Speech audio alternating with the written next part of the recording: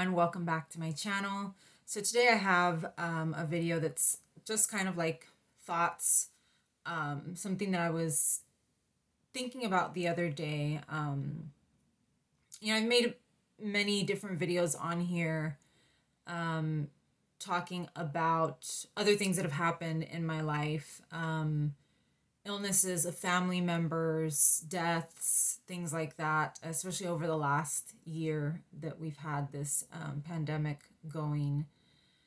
And there's a very common sentiment when you're chronically ill. And I actually used to kind of think this as well, and that is that your life stops when you're chronically ill, that your life just comes to a pause and it just stops. And the more I thought about that, the less true it became. I think the reason why chronic illness is so hard is because your life doesn't stop. If life stopped, if life actually came to a pause, I think it would be a lot easier to deal with chronic illness because at least things would stop and you could focus on your illness or suffer through your illness until it was over and then get on with your life or something. But I think the reason why chronic illness is so difficult is because life does not stop. I made a video recently, it may be up before or after this one, about a death. I don't want to say specifically who, you'll find out in that video. And just how it impacted me. I didn't know the person or anything like that. I had never met the person, but it made me sad because I know someone that is related to that person. And I remember this feeling of just being very, I felt struck, and shocked because it seemed like a very sudden death. And I've talked about the death of my aunt earlier this year and the illness of my nephew. I have an uncle who's also sick. And it's just, life just it doesn't stop. It just keeps going. And you're sitting there. I mean, your life seems like it's not progressing, and it also is moving along, but you're sitting there and you're suffering. And you look around and all of these other things are happening. I mean, we've been in the middle of this pandemic for 2 years, going on 2 years now. And the world has, it's kept moving. Things keep moving. You go to sleep, you wake up, there's another day. And I think that's what makes chronic illness so unbearable, is that time keeps on going. You keep on getting older. If you have children, your children continue to grow.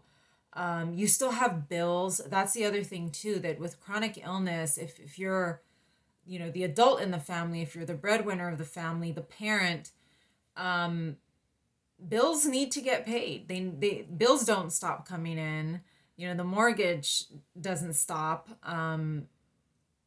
Your kids still need to be fed. That makes you feel helpless, and it makes you feel desperate. It makes you feel like useless. I can't do anything. And if life were to stop, you wouldn't feel those things. You wouldn't feel all of those feelings. You would, life would simply stop. When the pandemic started, right now I'm filming this as of November 2021. It will probably go up several months from now, but that's where we're at right now. So when the pandemic hit early last year, and I'm pretty sure I did a video on this, I took this little bit of sick joy from the pandemic because everybody's life was going to come to a halt. And for the first time, in the almost, I think I've been disabled for almost a decade. I've been sick for 15 or 16 years at this point, but completely disabled close to 10 years, or we're coming up on 10 years or somewhere around that. And for the first time in that decade, everyone was going to feel what I had been feeling for probably almost a decade. Being stuck at home, not being able to just go wherever you want, whenever you want. having to wear a mask. I mean, I never had to wear a mask prior to this, although it probably would have been a good idea. But I know a lot of chronically ill people or people that are going through cancer treatment have to wear masks in order to prevent themselves from getting deathly ill. And now the whole world had to do it. Just being locked inside your house and going to sleep, waking up the next day, being locked inside your house, going to sleep, waking up the next day, just to be in your house. And it was the first time that I felt some kind of comfort that other people were going through what I was going through. Granted, it's not the same thing. They can still, everybody in my family can still watch movies and TV and keep themselves entertained in other ways that I can't. But I think that was when I did feel like life did sort of come to a halt for a lot of us, for the world in a way. I think that's the closest that we've come to life actually coming to a stop. It doesn't though. It still doesn't come to a stop. It felt like that in the beginning, and then as people started getting sick and people started dying, you really life did continue to move on. People still had to go to the grocery store. They still had to feed their kids. They still had to pay their bills.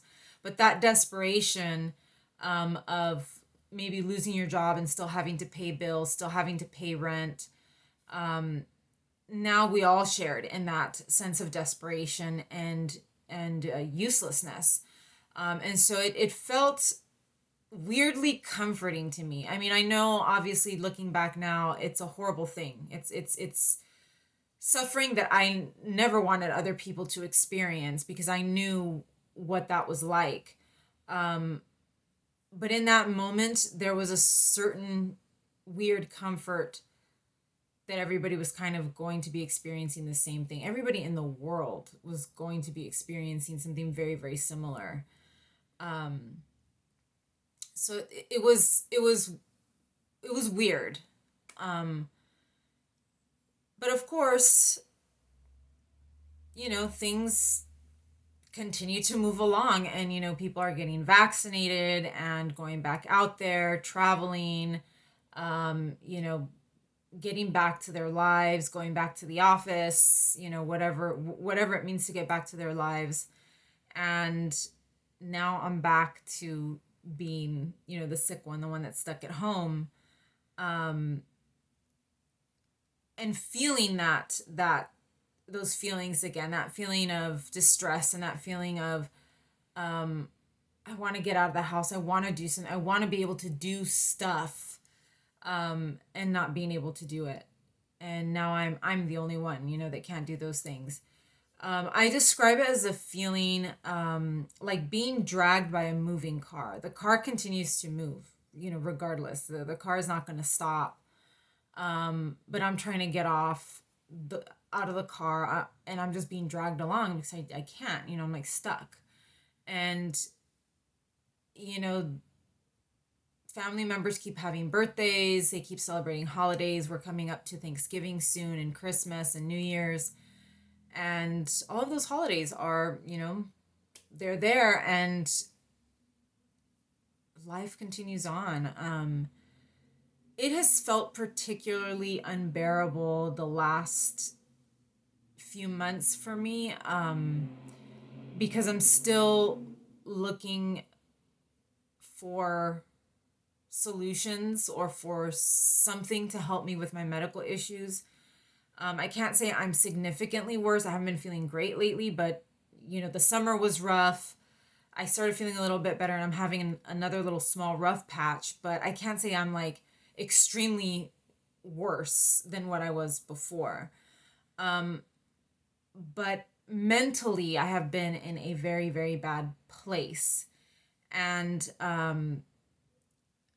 this concept of life continuing on, and it's still progressing for everyone, even myself, I think is starting to hit me a little bit harder than it has before. And this might be kind of like the whiplash from the pandemic. Now that we're 2 years in and people are vaccinated, people are triple vaccinated, they're going out, they're doing stuff, they're traveling, they're getting back to life. And now I'm the odd one out again. And I'm thinking that might be a part of it, because it's sort of hit me within the last few months very unexpectedly. And I never really stopped to think why that was the case. And if you've been watching some of my previous videos, I have been looking into like regenerative medicine, stem cells, things like that. And so I think that has also been triggering a lot of these feelings of, I want to get back to life. I want to get back to doing something, to being able to do more. I don't know if I have really discussed this in previous videos. I mean, I've been making these videos or uploading videos to this channel for a few years now, I think. It's been more consistent lately, but I have been uploading videos for quite a few years. And my health has fluctuated. It has gotten worse, but it's been kind of gradual. And so, I used to go out and sit at Starbucks, and I would broadcast from Starbucks. I used to be on Periscope. Periscope is no longer with us. And I would go and broadcast and chit chat with people through Periscope. And little by little, it does happen very gradually, but little by little, I started not feeling well enough to go out and do that. And I would just sit outside in the tables and broadcast and chat it up with you guys. And I noticed little by little, I kind of had to stop doing that. I used to kind of go out, to a bar at night, or, sort of socialize. And then at a certain point, I had to stop doing that too. Like, I started feeling tired, like not excessively tired. I don't suffer from that severe chronic fatigue that keeps you stuck in bed, but I realized like I can't hang much anymore. Even by 11 o'clock, I'm like struggling to keep my eyes open. And then having stomach issues, and just, I was like, what am I doing? Why am I out at a bar? I can't do this anymore. And it just happened very, very gradually. And I've noticed, I mean, obviously, once a pandemic hit, that was the final nail in the coffin for me. I literally will probably never go back to a bar or a nightclub ever again, because I'm not vaccinated, and this virus is going to be with us for good, So it really, the sort of enormity of the situation has hit me within within this year, but in the last few months, particularly this summer, when I spent almost the entire summer not feeling well. And I thought to myself, I have to do something.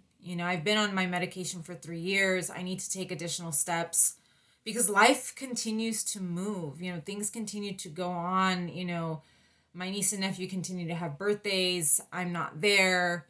There's an upside and a downside to that.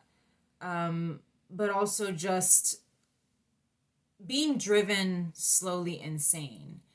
My physical symptoms are very uncomfortable, and they don't, I don't like having stomach issues and that kind of thing.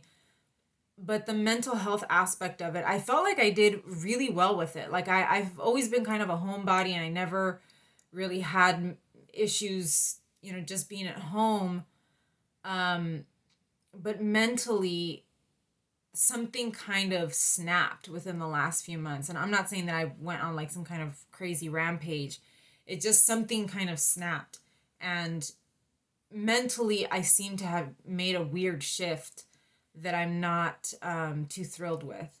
And I may do another video about that in the future. But I think part of it is just that life continues on. And I've never been one, on social media, I follow my friends, close friends, and family. I don't follow I do follow some influencers, but not many. And I don't really compare my life. I never really get jealous of what other people are up to. Sometimes I'm grateful that I'm not in their situation. I'm grateful that I don't have children, that I don't have a mortgage, that I don't have these big responsibilities, because I'm in the situation that I'm in. But it gives you that sense of time. You can see other people's children grow. I don't have my own children, but you see other people's children get older. You see births, you see deaths, you see other people become ill. My uncle just got out of the hospital recently. He was in there for a few weeks. And I talk about that in some of my other videos. And we can see this because that's how we stay connected. We stay connected with each other through social media. And so I see that life is still moving for other people. And so is my life. My life it's not standing still. It's moving forward. And I'm making big decisions, regarding my health. And I'm wanting to get back to some things that I used to do before I got sick. But finding myself debating whether I should even try, is it going to take a toll on my health? Is it going to cause more pain? I've been making a lot of these videos, which, I've been able to sort of manage my time, and my alone time here in a way that I can actually make these videos a little bit more regularly. So things just continue to move forward. And I think that makes life harder for those of us who are sick. We do wish that life could pause and give us some time to regroup and think, what can we do to improve our situation? But it doesn't stop. I've had guys, despite my best efforts to avoid talking to men and dating and all of that, I'm not on any dating apps. I'm not on any of that. I still have had men reach out to me and, through social media and, want to get to know me, and life doesn't stop. It's one of those things where life continues to move on, and these are normal things. I get very bothered by it sometimes. I get really annoyed by it, but they're living life like normal human beings. They're interested in someone and they're reaching out and talking to that person, and I'm over here like, why are you doing this? Because, and I think the reason that bothers me is because it's a normal life thing, and my life isn't normal. That's a healthy person situation, and I'm not a healthy person. And it highlights the fact that life still is there, that there's still men that are interested in me. People still date. I have no idea what that's about. I haven't dated in years, but people are still dating. People are still going out and doing things, and it's almost becoming foreign to me, like very weird to me. When that happens, it's a reminder that life still exists. And the pandemic paused that for everybody, which was nice, because then, I didn't have to think about it. It wasn't in my face. And now, it's starting to kind of come back, and I'm starting to see those things again, and life moving on. People are taking vacations. I've never been one that was really interested in traveling, but now it's like I'm desperate to get out of the house. I'm like, I'll go wherever. I don't care. I want to leave this house. So, when people say, my life just stopped, it doesn't. I wish that it did. I used to say that too. My life just stopped, and I just couldn't do anything anymore. And it's like, well, no, I've still had to do things. I still go to the post office. I've gone back out and started thrifting again a little bit here and there. It continues to move forward. Life continues to go on, and I think that's what makes it hard, because our lives are limited in a way, but we still have to manage them. We still have things to do. We have supplements to take, food to cook, diets to follow, doctor's appointments. That's the other thing too, is getting back to doctor's appointments after this pandemic. And it's like, decisions to make, blood tests to do. I think we often feel that our lives are very empty. Those of us who are chronically ill and we're stuck at home, our lives are empty because we can't, I don't know, go out and party, or go to family functions or take vacations, travel. But our lives are, it's the opposite. Our lives are so full with our illness and so preoccupied with our illness that we don't have time and energy for those other things. We have barely the time and energy for the things that we're, for managing our condition. You know, every week I have to administer medication. Every day I have to take supplements. I have to cook my food. You know, I can't just go out and, you know, get fast food somewhere. I have to actually cook my stuff. It's so time consuming. And on the one hand, it sucks because I wish that I could fill my time with something else. On the other hand, life isn't empty. You know, this is a full-time job, and I'm trying to look at it that way instead of saying my life is so empty and I'm so, you know, life is just a big giant void. It's like, no, I have things to do. Yeah, I am bored, and I do sit for a good part of the day, you know, watching YouTube videos or whatever, but then I remember I had this other thing to do, or I have this other thing that I needed to do. I have to cook, I have to clean, you know, I still have things to do.